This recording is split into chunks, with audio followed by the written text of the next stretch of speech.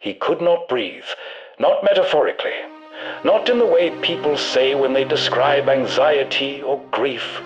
Theodore Roosevelt literally could not breathe. From the moment he was born in 1858, his lungs betrayed him. Asthma attacks came without warning, in the middle of the night, collapsing his airways until his small body convulsed on the bed. His parents sat helpless beside him, certain that each attack would be his last. He was thin, frail, terrified of other boys his age. He was mocked by 2 older boys on a stagecoach ride when he was 14, and he was completely unable to defend himself. He noted in his diary that this humiliation was the most formative moment of his young life, not because it broke him, but because it revealed to him exactly what he was, weak. And Theodore Roosevelt made a decision that day that almost no man makes. He decided to build a new self from scratch. His father pulled him aside and said the words that would echo through every decade of Roosevelt's life. "Theodore, you have the mind, but not the body. Without the body, the mind cannot go as far as it should. You must make your body." Most men hear something like that and nod. Roosevelt treated it as a direct order from God. At 14, Roosevelt's father built him a private gymnasium on the 2nd floor of their Manhattan townhouse. Roosevelt attacked it with a kind of furious discipline that bordered on obsession. He lifted weights, he boxed, he hiked, he rode, he raceled with neighborhood boys who were bigger and stronger and lost constantly and kept coming back. He did not train to win. He trained to become someone who could not be broken. By the time he entered Harvard at 18, the transformation was visible but incomplete. He was still wiry, still overlooked, but something had shifted internally. He had learned the first great law of his life, that the body is not a fixed inheritance, it is a construction project. And you are the architect. At Harvard, he boxed competitively. He hiked 30 miles in a single day on a bet. He studied 12 hours a day and still found time to row, shoot, and ride. He was not naturally gifted at any of these things. He was gifted at something more important, the willingness to be terrible at something until he was not. Then, in the span of 2 years, everything collapsed. On February 14, 1884, Valentine's Day, Roosevelt's wife Alice died of kidney failure, hours after giving birth to their daughter. In the same house, on the same night, his mother died of typhoid fever. He was 25 years old. He wrote a single X in his diary that day and the words, "The light has gone out of my life." Most men do not recover from this. Roosevelt did something different. He ran. He went to the Dakota Badlands, a violent, lawless stretch of American frontier that was, in 1884, one of the most physically brutal environments in the country. He bought a cattle ranch. He learned to rope cattle, brand livestock, and ride horses across 40 miles of rough terrain in a single day. He hunted grizzly bear on foot. He personally arrested a trio of outlaws at gunpoint and then stood guard over them for 40 sleepless hours through a blizzard, rifle across his lap, reading Tolstoy. The Eastern newspapers, who had known Roosevelt as a wealthy New York dandy, couldn't reconcile this with the man they were now receiving dispatches about. The cowboys who worked for him initially laughed at his thick glasses and his strange, high-pitched voice. They stopped laughing quickly. What Roosevelt understood in the Badlands was the second great law of his life, that grief, fear, and weakness are not eliminated by avoidance. They are eliminated by confrontation. You do not heal by retreating from hard things. You heal by seeking harder things until the original pain becomes small by comparison.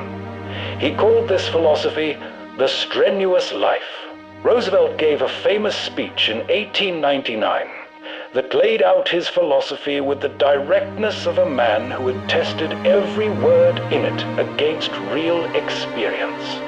He said, "I wish to preach not the doctrine of ignoble ease, but the doctrine of the strenuous life, the life of toil and effort, of labor and strife."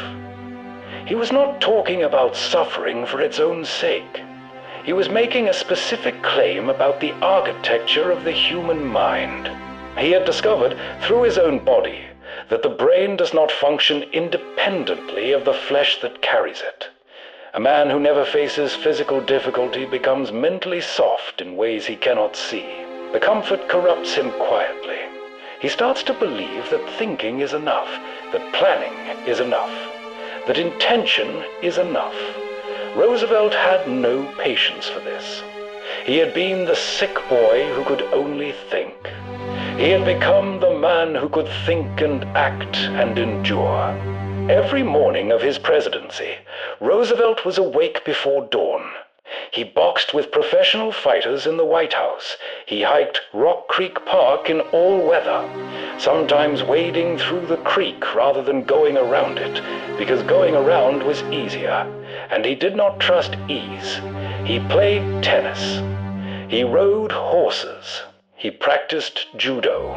At 50, after his presidency, he led an 18-month expedition into the unmapped Amazon, jungle so treacherous that he nearly died of a tropical infection and had to be carried out by his companions. He did not do these things for performance. He did them because he had built a system, a daily architecture of difficulty that kept him mentally and physically capable of operating at full power. In 1910, in Paris, Roosevelt delivered what became the most quoted words of his life.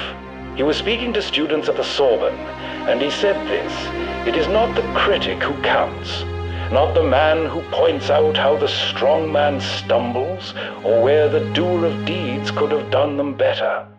The credit belongs to the man who is actually in the arena, whose face is marred by dust and sweat and blood."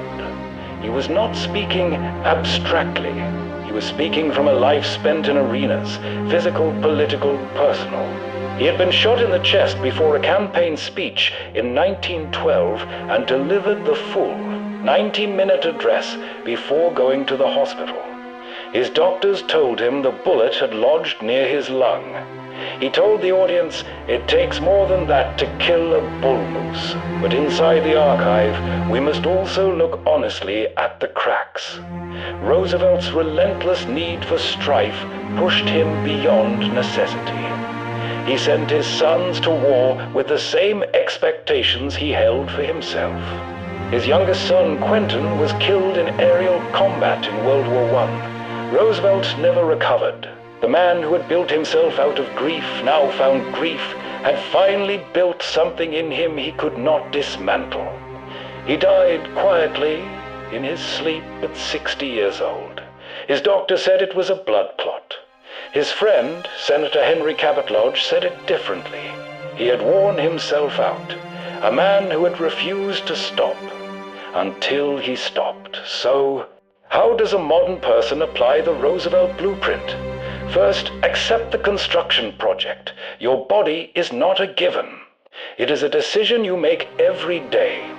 Roosevelt was not born strong. He built strong. Start where you are, the gym you can afford, the route you can walk, the weight you can lift today. The body follows the decision, not the other way around. Second, seek one hard thing per day. Not suffering, not punishment. One deliberate act of physical discomfort that your comfort-seeking brain would have avoided. A cold shower, an extra mile, the heavier weight, the longer route. Roosevelt called this paying the bill in advance. You are building a psychological reserve that will be there when life forces difficulty upon you. Third, get out of the audience. The man in the arena is always more alive than the critic in the stands. Pick one arena, one domain where you are willing to fail publicly, to be visibly imperfect, to get back up in front of others. The arena is not where you become great. It is where you discover that you can survive not being great, and that survival is the foundation everything else is built on. Fourth, match the mind to the body. Read hard things. Pursue difficult ideas. Roosevelt read 1 to 3 books every single day of his adult life: history, philosophy, natural science, military strategy, poetry. He did not separate intellectual growth from physical discipline. They were the same practice.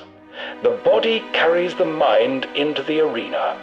The mind gives the body a reason to go. Closing, Theodore Roosevelt was not born extraordinary. He was born fragile, frightened, and fighting for air in a dark bedroom in Manhattan. He became extraordinary through a decision made at 14 years old, a decision that he renewed every single morning for the rest of his life. The decision was simple. It was not comfortable. It was not natural. It was a choice to build rather than accept, to enter the arena rather than watch from safety, to treat the body and mind not as an inheritance, but as an architecture. Build the body, build the mind. Enter the arena.